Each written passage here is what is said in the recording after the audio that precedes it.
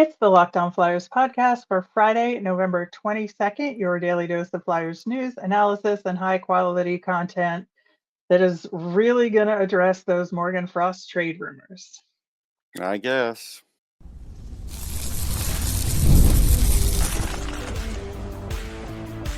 You're Locked On Flyers, your daily podcast on the Philadelphia Flyers.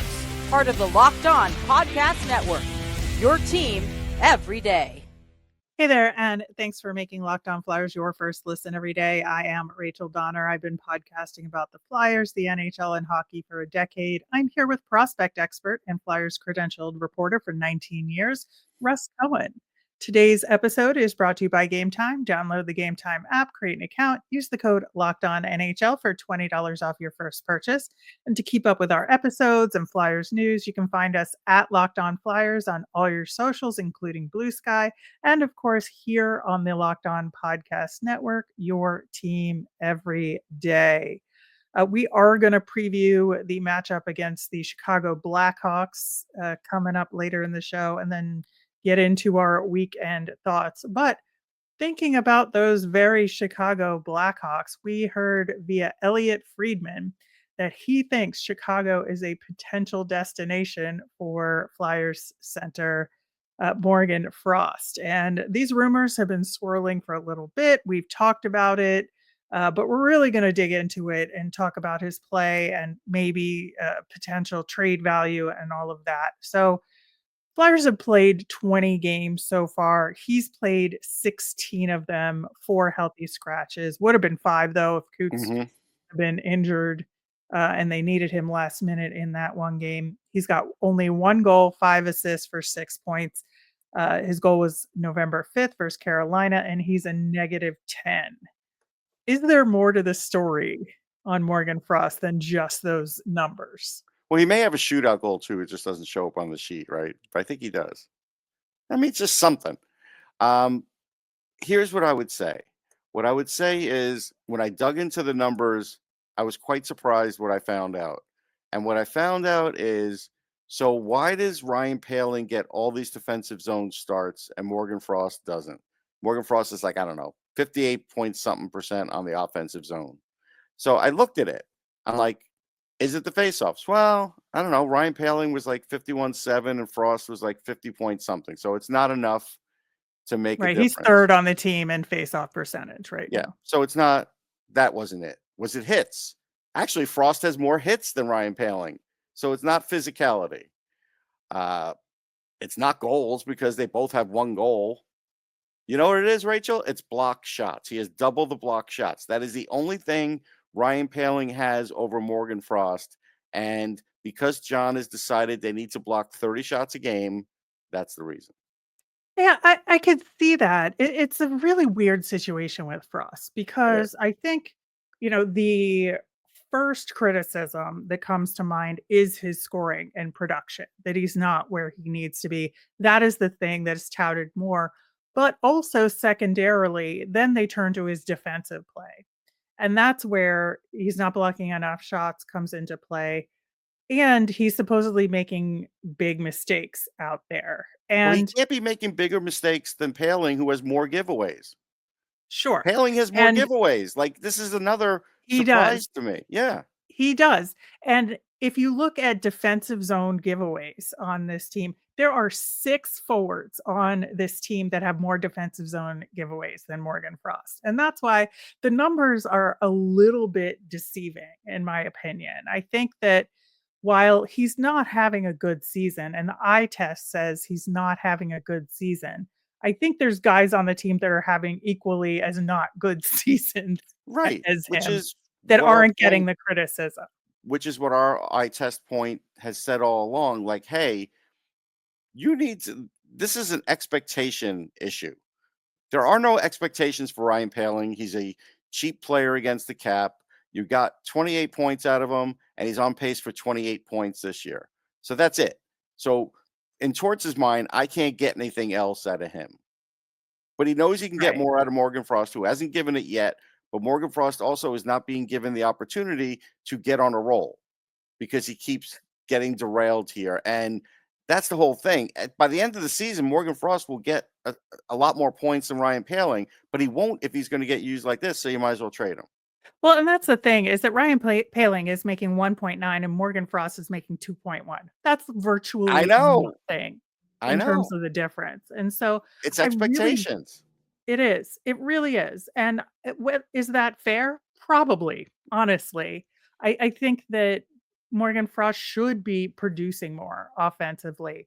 No question. But is he playing significantly worse than everybody else around him? No. Absolutely not. And that's why this conversation is so interesting and frustrating at the Yeah. same time, right? Yeah. For me, it's frustrating because it's like he hasn't given you enough reasons to bench him for this many games. You're not even on a winning streak. So it's like, what is it going to take? And if it's really just as simple as, well, I want to, when I put him in, I want him to play like his hair is on fire. Okay.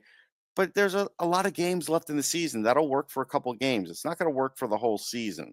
So again, this is why I say at some point, these tactics that John uses are going to get old. And they may end up trading a good asset or a good player because of that. And the problem is, John's not going to be coach forever. And you have to decide, am I going to keep this player and just kind of let it suffer through the period of John like Frost because it's not working out, knowing that when he's gone, I'm going to get more results? You might have to operate that way. But if you do trade him, nobody's going to be surprised if he does better someplace else. And if he's playing in Chicago, he'll probably do better. Yeah, I mean, I think there is the fair point that they don't really use Morgan Frost on the penalty kill, and the other guys they do. Right. So that limits his usage Yeah. potential, which is totally fair, I think, to do in terms of if you want guys that have more flexibility in terms of how you can use them. I can understand being frustrated with Morgan Frost that if you can't use him on the PK as a center and he's not producing, then what is he good for? And I think that's the easy explanation, right? Without digging into the numbers that we have to show that there are other guys who are having equally as frustrating seasons there. So it does feel like he's being singled out, but there are some reasons for that. And I feel Sure. like there's like a little bit of argument on both sides to be made. So given on that, I think putting him back in the lineup is important because I need to see personally, is he resilient enough to come back from all of this drama, right?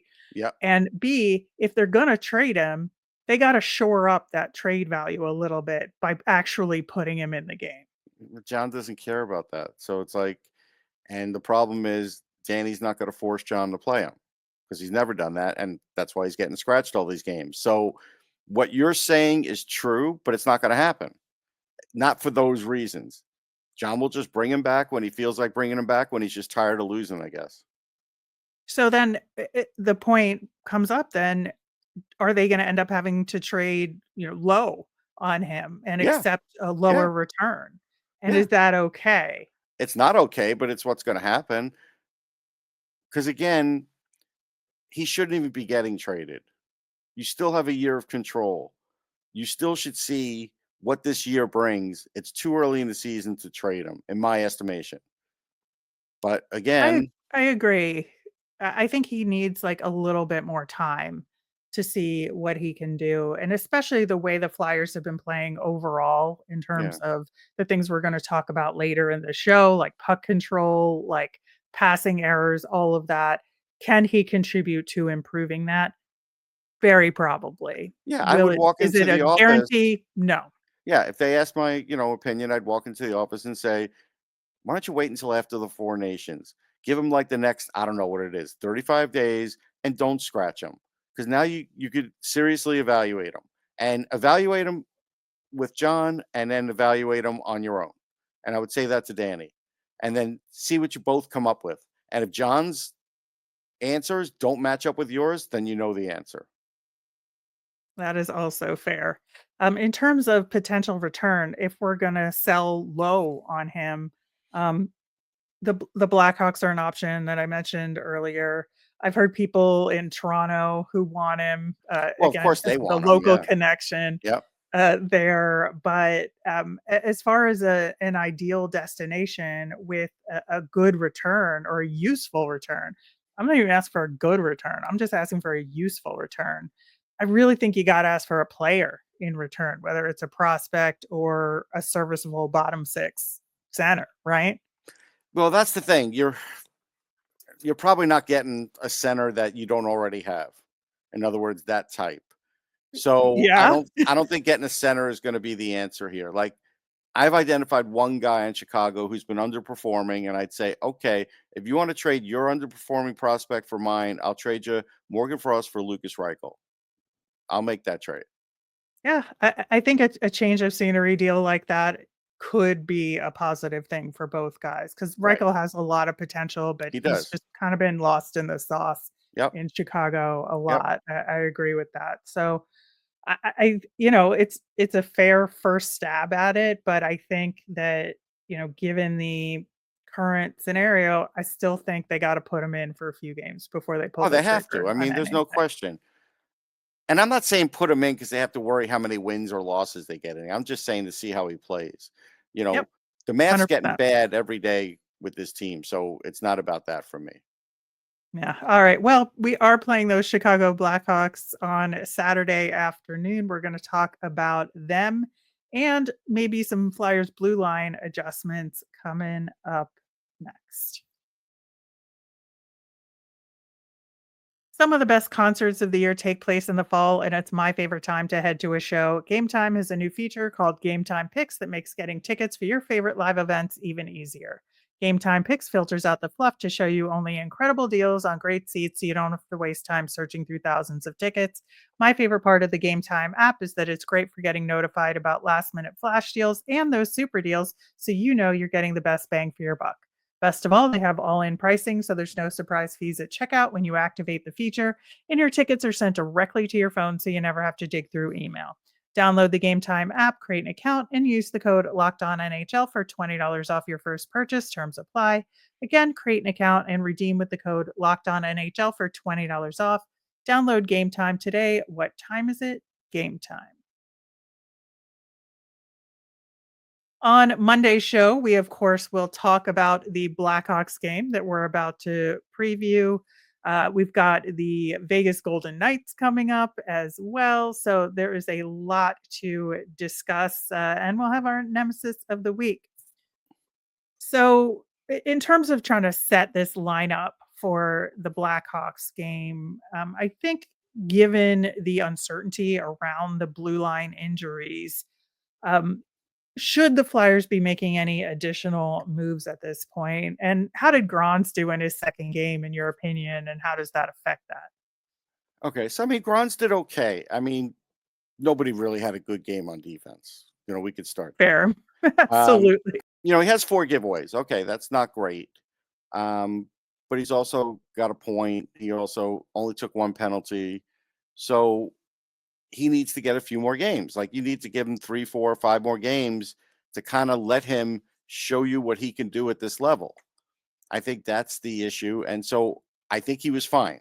Uh, could there be an Yeah, I saw upgrade? like the puck kind of skipped over his stick a bunch of Yeah, times when he's at the point, yeah. just little stuff There's like some that. little stuff, but again, nobody was on track for that team, especially after maybe like 10 minutes or 13, 14 minutes of the first period. So things started to turn. So I can't put too much emphasis. I would just say his first game was better, but this one was not bad. It just was Right. So then, obviously we're still kind of in the dark as of recording on Emil Andre's status, on Jamie Drysdale's status. I mean, we know they're hurt, but we really don't have a good sense of the timeline to return. everybody's day to day except for Urson. Yeah. Like And of course, with Cam York, it seems like he's going to come back every single game and then he doesn't. So, again, still day to day technically, but who knows? yeah, I mean he went on a road trip. I assumed because he could come back, but guess not. It's been almost a month. So, given all that, is there reason to make another call up or figure something else out here in the short term, or are we kind of stuck because all of these guys are almost back? Well, I would say the coach is stuck because he could bring up someone like Belpedio to get some extra speed into this lineup when you're playing against fast teams. Like literally, John talked about how fast Carolina was, yet, Eric Johnson, because nobody else is up, had to stay in there, and he's not fast. And that's one of your 6.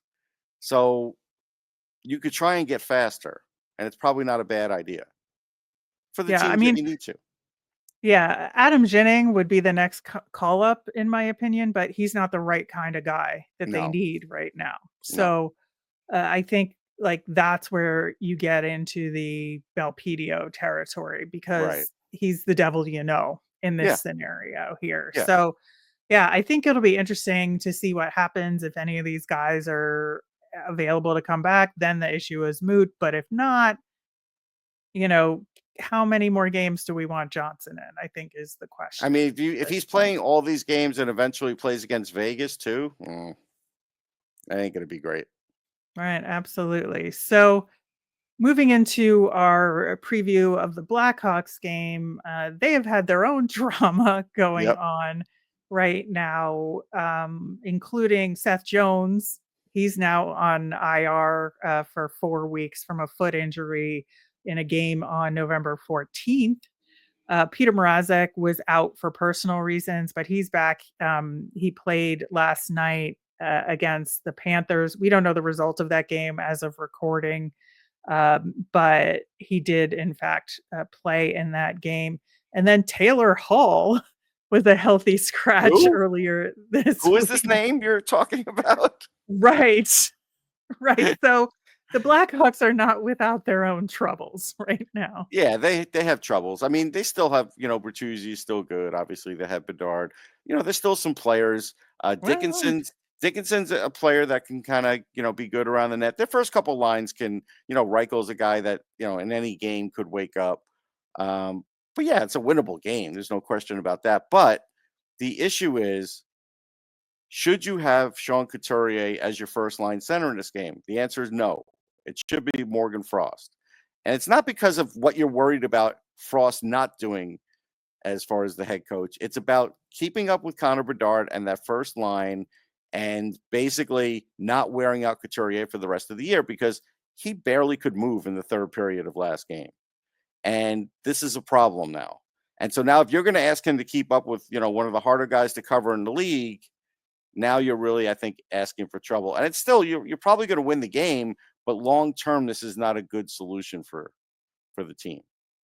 right. And again, we don't know what happened last night right now, but Connor Bedard has 3 goals, 12 assists in 19 games, which on its surface sounds fine. Not great, but fine. Right. But he hadn't scored since October 26th. He had a 10-game goalless streak going into last night.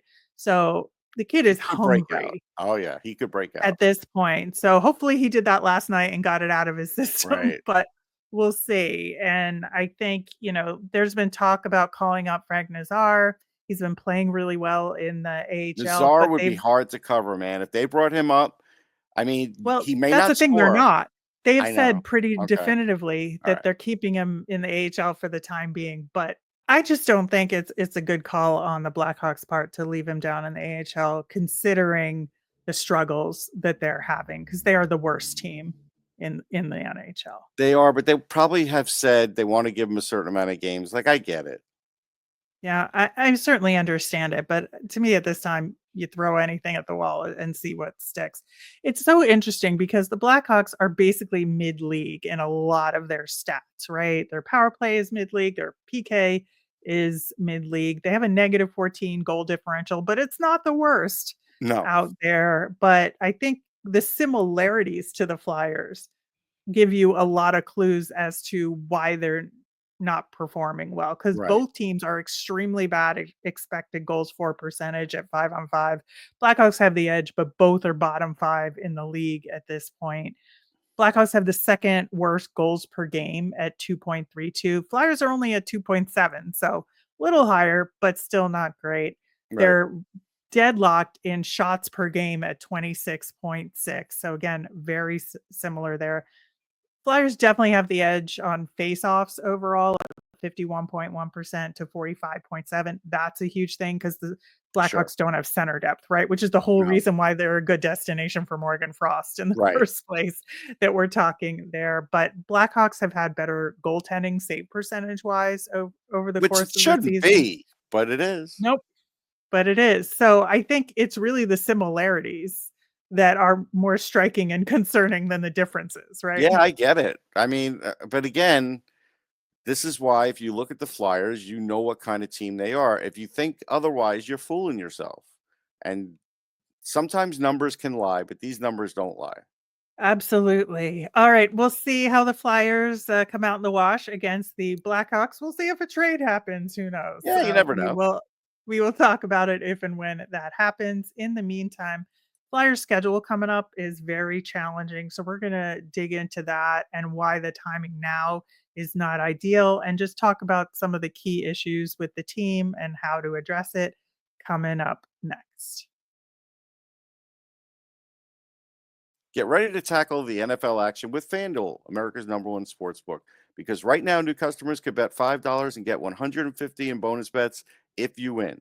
The FanDuel Sportsbook app gives you everything you need to place live bets on the NFL all in one place. So when you get a hunch in the middle of a game, you can check out the latest stats, view live play-by-play, and so much more on the same page where you place your bets. Uh, I would say go with the New York Giants this week. I don't know why, just a hunch. Just visit fanduel.com to join today. You'll get started with $150 in bonus bets if you win your first $5 bet. That's fanduel.com. Never waste a hunch and make every moment more with FanDuel, an official sportsbook partner of the NFL.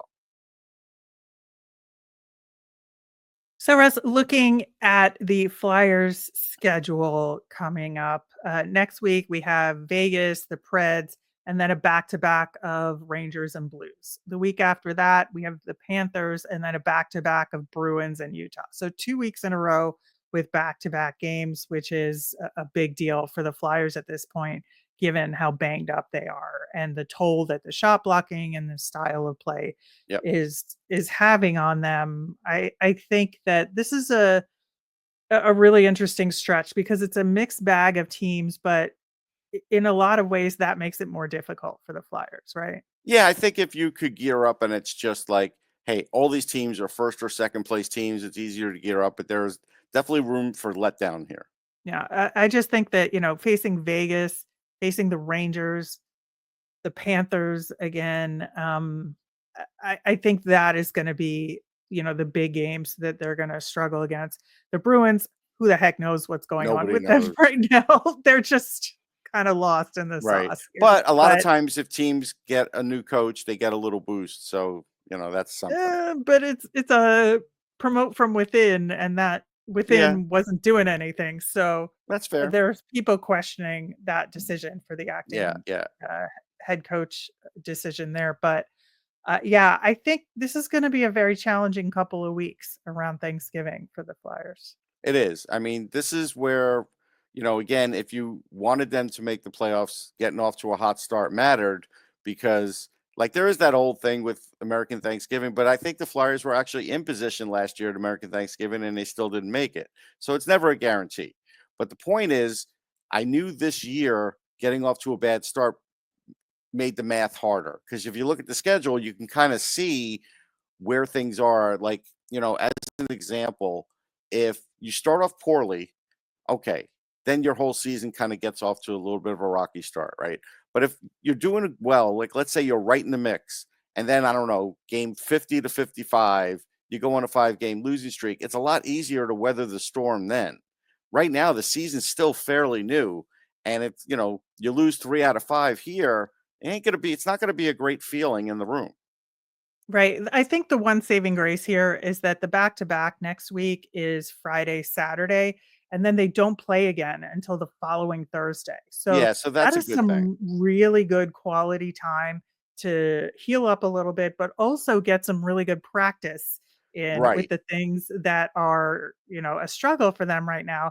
And Torts talked about a couple of them post game after the Carolina game. And he thought puck management was like the biggest issue in that game. I don't necessarily disagree with him because there was definitely, the giveaways were out of control.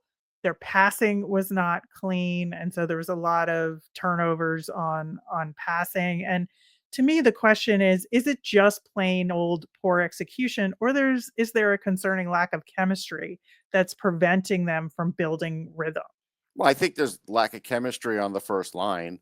I mean, otherwise you'd have the Owen Tippett scoring a lot, and Couturier would presumably score more. So there is that.